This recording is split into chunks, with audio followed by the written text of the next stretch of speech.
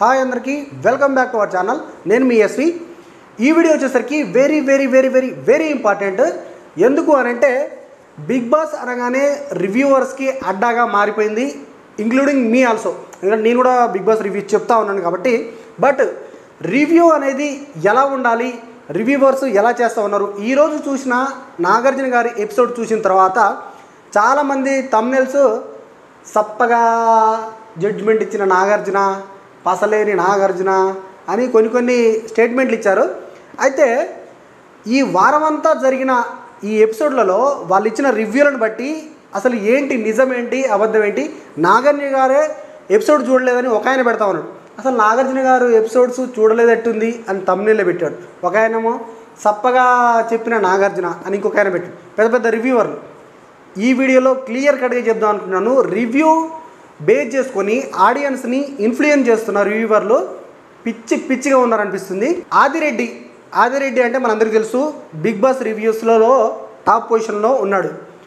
So అంత మాత్రాన ఆదిరెడ్డి చెప్పిందే వేదం అనేది అయితే నేను అనుకోవట్లేదు. ఎందుకంటే ఆదిరెడ్డి పెట్టిన థంబ్నెయిల్స్ మొన్న పెట్టిన థంబ్నెయిల్స్ చూస్తే ఒక్కసారి నిన్న పెట్టిన థంబ్నెయిల్ ఫ్రైడే రోజు ఏదైతే టాస్క్ జరిగిందో యష్మి గౌడ టీము అండ్ మన నైనిక టీం వీళ్ళిద్దరికీ ఏదైతే టాస్క్ జరిగిందో దాంట్లో ఏమంటారు లగ్జరీ రూము అదొకటి వచ్చింది.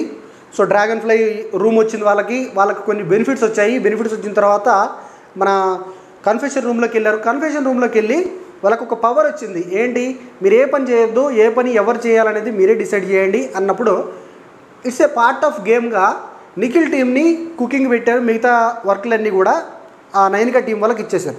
అయితే దానికి ఆదిరెడ్డి పెట్టిన థంబ్నెయిల్ ఏంటంటే వంకరగా గెలిచి బల్బు చూపిస్తున్న ఎస్వి టీం, కిరాక్ సీత సూపర్ అంట. మాస్క్ తీసిన అభయ్ ఏం మాస్క్ తీశాడు నాకు అర్థం కాదు. వంకరగా గెలిచి బల్బు చూపిస్తున్నా, ఎవరిది బల్బు? ఆదిరెడ్డి ఫైర్ అంట. ఏంది ఫైర్? నువ్వు చెప్పే రివ్యూనే వేదమా ఏమన్నా? వంకరగా గెలిచేది ఏముంది నాకు అర్థం కాదు. ప్లస్ ఇంకో ఈ థంబ్నెయిల్స్ అన్నీ చెప్పిన తర్వాత క్లారిటీగా చెప్తాను. గ్రూప్ గేమ్ ఆడుతున్న నిఖిల్, లైవ్లో గ్రూప్ గేమ్ ఆడుతున్న నిఖిల్, సోనియా సూపర్, యష్మికి దండం అంట. అది చేస్తున్న మణికంఠ. నెక్స్ట్ ఇంకో దాంట్లో ఏమని పెట్టాడంటే యష్మి మరో శోభా శెట్టి అని ఒక థంబ్నెయిల్ పెట్టాడు. అండ్ ఇంకో థంబ్నెయిల్లో కన్నడ బ్యాచ్, తెలుగు బ్యాచ్ అని బ్యాచెస్ని డివైడ్ చేశాడు. బిగ్ బాస్ అంటేనే ప్రతి లాంగ్వేజ్ నుంచి ఒక్కొక్క పర్సన్ తీసుకుంటే ఆ షో అనేది హిట్ అవ్వడానికి చాలా ప్రయత్నం చేస్తారు. దీంట్లో రాగానే కన్నడ బ్యాచ్, తెలుగు బ్యాచ్ ఏంది ఇండివిజువాలిటీ, ఏంది సపరేట్ చేసి అంటే ఏరియాస్ని బట్టి డివైడ్ చేయడము ఏంటి పార్షియాలిటీ అని నాకు అనిపిస్తుంది. ఆదిరెడ్డి బిగ్ బాస్కి వెళ్ళొచ్చాడు. ప్లస్ ఎన్నో రోజుల నుంచి రివ్యూ చేస్తున్న ఆదిరెడ్డి ఈ డివైడ్ అండ్ రూల్ అన్నట్టుగా ఈ డివైడ్ చేయడం ఏంటి? అండ్ మన మహిదర్ వీళ్ళిద్దరు గొడవ నడుస్తుంది. అయినా కానీ మహిదర్ రివ్యూస్ ఏం పెట్టాడు? నాగార్జున గారు ఎపిసోడ్ చూడలేదు, సప్పగా నడిచింది అని ఈయన పెట్టాడు. అండ్ గీతురాయలేమో నాగమామ సప్పగా చేసిండు, సప్ప పుట్టిన సోది జడ్జిమెంటు అని ఆవిడేదో పెట్టింది. ఈ సోది రివ్యూలు చెప్పి జనాలని ఏం చేస్తున్నారంటే ఒక ఇన్ఫ్లుయెన్స్ చేస్తున్నారు. వీళ్ళు చెప్పిందే వేదం అన్నట్టుగా అయిపోతుంది. ఎస్పెషల్లీ ఆదిరెడ్డి చెప్పిందే వేదమా ఏమన్నా? వాళ్ళు బలుపు చూపించేది ఏమిటి నాకు అర్థం కాదు. యష్మి టీము బలుపు చూపించేది ఏమిటి? వాళ్ళకు గెలిచారు, వాళ్ళొక పార్ట్ ఆఫ్ ఆ టాస్క్ అది. వాళ్ళు పని చేయకపోవడం, పని చేపించడం, అవసరమైతే ఎక్స్ట్రా పని చెప్పడం, కింద చెత్త పారేయడం, లేదంటే కప్పులు వదిలేయడం. సో ఇవన్నీ ఎక్స్ట్రా వాళ్ళకి ఇచ్చిన ఆ టాస్క్లో భాగమే. అంతేగాని దాంట్లో బలుపు చూపించేది ఏందో నాకైతే అర్థం కావట్లేదు.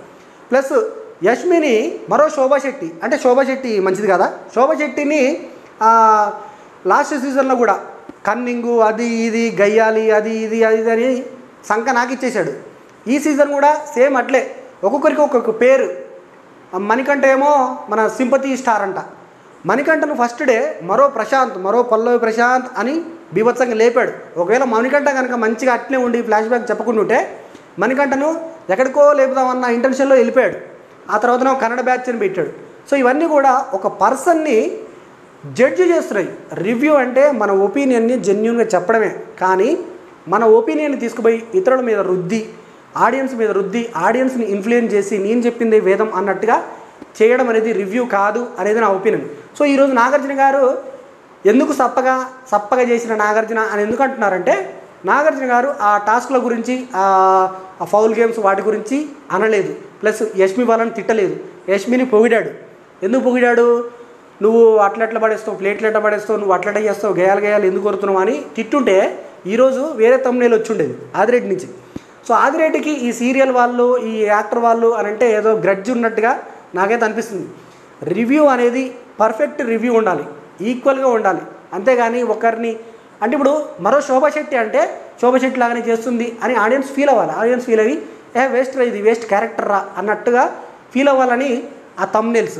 కన్నడ టీం అయితే ఏంటి ఆడొద్దా? తెలుగులో అయినా ఎక్కడైనా ఆడచ్చు కదా.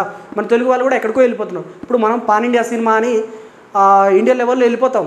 అలాంటప్పుడు ఈ రీజనల్ ఫీలింగ్ ఏంటి? ఈ రీజనల్ ఫీలింగ్ తీసుకొచ్చి వీళ్ళు గెలవద్దు వాళ్ళు గెలవద్దు అన్న ఇంటెన్షన్లో బిగ్ బాస్ చూసే దానికంటే కూడా ఆదిరెడ్డి చెప్పేదాన్ని ఎక్కువ ఫాలో అవుతున్నారు అని నాకు అనిపిస్తుంది ఆడియన్స్ కూడా. ఎందుకంటే అలాంటి కామెంట్స్ చాలా చూస్తూ ఉన్నాను నేను. అరే ఇక్కడ తప్పే ఉంది అసలు, నాకు అర్థం కాదు. వాళ్ళ పార్ట్ ఆఫ్ గేమ్లో పెట్టారు. ఇప్పుడు కిరాక్ సీత వెళ్ళి అక్కడ బౌల్ కడగద్దు నేను ఏడుస్తున్నానంటే అది పార్ట్ ఆఫ్ గేమ్. ఈరోజు నాగార్జున గారు అదే చెప్పారు, గేమ్లో ఏదైనా చేయొచ్చు. నిన్ను పర్సనల్గా వచ్చి అటాక్ చేస్తే, పర్సనల్గా నిన్ను ఎక్కువగా టార్చర్ చేస్తే అప్పుడు ఉంటుంది. కానీ నువ్వు పని చేయమ్మా తల్లి అని అభయ్ అంటే మాస్క్ తీసిన అభయ్ మాస్క్ ఎందుకు తీసాడుతానో నాకైతే అర్థం కావట్లేదు. నువ్వు నా ఇంట్లో చేస్తలేవు, నువ్వు చేస్తుంది బిగ్ బాస్ హౌస్లో ఇది ఒక టాస్క్ అమ్మా తల్లి అని దండం పెట్టి చెప్పినా కానీ మాస్క్ తీసిన అభయ్ అని అంటే అభయ్ పైన ఒక నెగిటివిటీ క్రియేట్ చేస్తున్నాడు. అండ్ గ్రూప్ గేమ్ ఆడుతున్నాడు నిఖిల్ గ్రూప్ గేమ్ ఏం ఆడాడు నాకు అర్థం కాదు. అక్కడ పెట్టిన కండిషన్స్ని బట్టి అక్కడ ఎలాంటి రూల్స్ అండ్ రెగ్యులేషన్స్ ఉన్నాయో వాటిని బట్టి చేశాడు. నిఖిల్ దగ్గర ఉన్న ఒకే ఒక మిస్టేక్ ఏంటంటే నిఖిల్ వేరే వాళ్ళని సజెషన్స్ తీసుకుంటలేడు. వేరే వాళ్ళ సజెషన్స్ తీసుకొని క్లారిటీగా వాళ్ళని కూడా ఒక ఫ్రీడమ్ ఆఫ్ స్పీచ్ అంటారు కదా, అట్లా వాళ్ళని కూడా మాట్లాడిచ్చే ఫ్రీడమ్ అనేది తను ఇవ్వట్లేదు. అదొకటే తప్ప మిస్టేక్, మిగతా ఏం లేదేమో అని నాకు అనిపిస్తుంది. అండ్ సోనియా నీకు ఒక దండం అని అంటాడు. సోనియా కూడా తన పాయింట్ ఆఫ్ వ్యూని తన క్లారిటీగా చెప్తా ఉంది. తను ఏదైతే ఫీల్ అవుతుందో అది చెప్తా ఉంది. అంతేగాని తన క్యారెక్టర్ని అంటే ఈ రివ్యూవర్స్ ఎట్లా చేస్తున్నారంటే తన క్యారెక్టర్ని, ఒక వ్యక్తి క్యారెక్టర్ని దిగజార్చేలాగా అంటే తన పైన ముద్ర పడేలాగా. ఇప్పుడు సపోజ్ కన్నింగ్ అని పెట్టాడు అనుకో, పలానా రివ్యూవర్ కన్నింగ్ అని పెడితే ఆ కన్నింగ్ అనే ఆడియన్స్ ఇన్ఫ్లుయెన్స్ అవుతూ ఉన్నారు ఆ ఒక్క ఎపిసోడ్ చూసి, అతని రివ్యూస్ చూసి. సో అలా మోసపోవద్దు. అలా చేస్తే విన్నర్ని కూడా బయటే రివ్యూవర్సే డిక్లేర్ చేసే పొజిషన్స్ అవుతూ ఉంది అనేది అయితే నా ఒపీనియన్. ఎందుకంటే లాస్ట్ టైం అట్లే అయింది.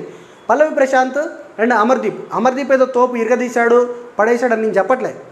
బట్ పల్లవి ప్రశాంత్ని ఫస్ట్ నుంచే విన్నర్ అని లేపడం వల్ల లాస్ట్కి ఎదురే లేని పొజిషన్ లాగా పల్లవి ప్రశాంత్ తయారయ్యాడు. అండ్ ఫ్యాన్ బేస్ కూడా అట్లే క్రియేట్ అయింది.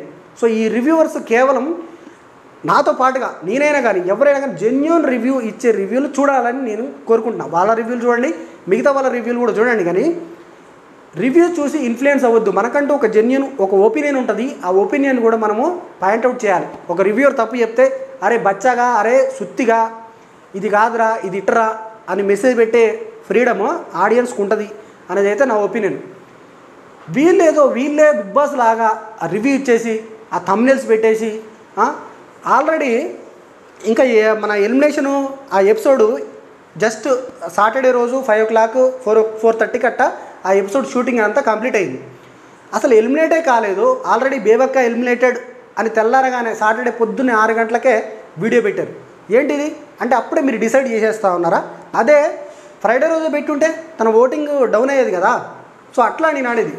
అండ్ ఈ ఎపిసోడ్ రివ్యూ గురించి మాట్లాడితే ఈరోజు జరిగిన ఎపిసోడ్ నాకేమనిపించిందంటే నాగార్జున గారు అడగాల్సిన క్వశ్చన్స్ అన్నీ కూడా అడిగారు. ఫస్ట్ వీకే తీసుకొచ్చి వాళ్ళ మీద రుద్దేసి నువ్వు ఇట్లా నువ్వు అట్లా అని చెప్తే ఆ కంటెస్టెంట్స్ ఎవరైతే ఉంటారో కొంతమంది డౌన్ అయిపోయే ఛాన్సెస్ ఉంటుంది. వాళ్ళని పుష్ చేయాలి. ఫస్ట్ వీక్ పుష్ చేసి మీరు ఆడాలి, బాగా ఆడాలి, ఆడితేనే ఇది కాదు ఇట్లా అని మామూలుగా చెప్తేనే బాగుంటుంది. అదే ఈరోజు నాగార్జున గారు వాళ్ళందరికీ చెప్పాడు అనిపించింది. అంతేగాని ఫస్ట్ డే రోజే బెత్తం పట్టుకొని వీళ్ళు కొట్టేసేయాలరా, వీళ్ళని అనాలరా, ఇలా తిట్టాలరా అని మనం ఎక్స్పెక్ట్ చేస్తున్నాం తప్ప అక్కడ జరిగింది పెద్దగా ఏం లేదు అనేది అయితే నా opinion.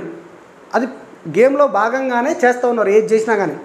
So next major important issue ఈరోజు జరిగిన ఎపిసోడ్లో నాకేమనిపించిందంటే విష్ణుప్రియ అండ్ సోనియా, నిఖిల్కి సంబంధించి అదేదో కన్వర్జేషన్ జరిగినప్పుడు నిఖిల్ ఫస్ట్లో నీకు నచ్చలేదు, తర్వాత ఎట్లా నచ్చాడు, మీ ఇద్దరికి ఎట్లా ఫ్రెండ్షిప్ వర్కౌట్ అయింది అని చెప్పగానే I'm not belonging to your adulterated comedy అని చెప్పినప్పుడు విష్ణుప్రియకు సర్వని వచ్చింది. నాకు ఆ విన్న తర్వాత ఏమనిపించలే, కానీ దాని తర్వాత మళ్ళీ బయటకు వచ్చి ఈవిడ ఒక్కతే పుణ్యవతి మేమందరం అదేదో అని అన్నప్పుడు నాకు మాత్రం బీపీ మామూలుగా లేవాలి. ఎందుకంటే రోత కామెడీలాగా అని అనిపించింది విష్ణుప్రియది.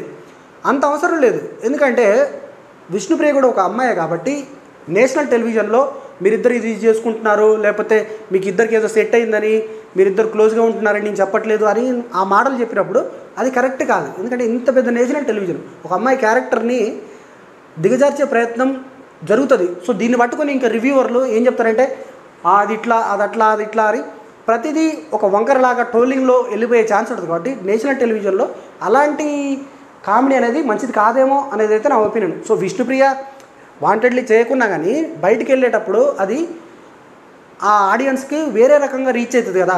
సో అది బయటకు వచ్చిన తర్వాత ఆ ఎవరైతే కంటెస్టెంట్ ఉంటారో ఆ లేడీ కంటెస్టెంట్ తన లైఫ్ మీద ఎఫెక్ట్ పడే ఛాన్స్ ఉంటుంది. కాబట్టి ఎందుకంటే లాస్ట్ టైం శోభా శెట్టి కానీ, లేకపోతే ప్రియాంక జైన్ కానీ, లేకపోతే అంతకుముందు ఇంకా చాలామంది సరయు కానీ, ఇలాంటి వాళ్ళు గీతురాయలు కానీ, ఇలాంటి వాళ్ళకి చాలా ఎఫెక్ట్ అయింది మనం ఇక్కడ చెప్పే ఒక పదాల వల్ల. సో కాబట్టి జాగ్రత్తగా ఉండాలి అనేది అయితే నా ఒపీనియన్. ఇక్కడనైతే 100% విష్ణుప్రియది 100% మిస్టేక్. సో ఇలాంటి కామెడీ అనేది మంచిది కాదు, అలా మాట్లాడకూడదు కూడా అనేది అయితే నా ఒపీనియన్. సో మీ ఒపీనియన్ ఏంటో కామెంట్ చేయండి. సో ఇది ఆదిరెడ్డి కానీ, లేదంటే మహిదర్ రివ్యూస్ కానీ, శ్రీను 65 కానీ. శ్రీను 65 అయితే మణికంఠ గురించి మణికంఠ సైకో అని పెట్టాడు. అయ్యి ఏంద్రా మీరు అసలు బచ్చగాల్లా లఫుడ్గాల్లా నాకు అర్థం కాదు. మణికంఠ సైకో ఏంది? తన మనిషి కాదా? ప్రతి ఒక్కడికి బాధ ఉంటుంది. ఆ బాధ వచ్చినప్పుడు ప్రతి ఒక్కడు బయటికి చెప్తాడు. అంత నేషనల్ టెలివిజన్కి పోయినప్పుడు తనలో ఎంత బాధ ఉంటే అంత బాధను తను బయటికి చెప్పాడు అనేది మనము ఊహించాలి. కానీ ఊరికనే మనం ఏదో తమ్నెళ్ళ కోసం పెట్టేస్తే అది రేపు ఆడియన్స్కి కనెక్ట్ అయ్యేటప్పుడు అరే మణికంఠ అంటే పెద్ద సోది కాడరా, పెద్ద సింపతి కాడరా అనే ఇంటెన్షన్ పోయి తనకు అసలు ఓటింగ్ కూడా పడే ఛాన్స్ తక్కువ అవుతుంది. కానీ తన లక్ బాగుండి ఓటింగ్లో దూసుకుపోతూ ఉన్నాడు. సో ఎలిమినేట్ అయ్యే ఛాన్స్ ఈ వీక్లో లేదు అతనికి. కానీ నెక్స్ట్ పోతుంటే వీక్లలో అలా అయ్యే ఛాన్స్ ఉంటుంది కదా. ఇలాంటి తమ్నెయిల్స్ సైకో, ఒక మనిషిని సైకో అని మనం ఎట్లా అంటాం? తన పాస్ట్ తెలియదు, తన ప్రెజెంట్ తెలియదు, తన పడ్డ కష్టాలేంటో తెలియదు మనకు.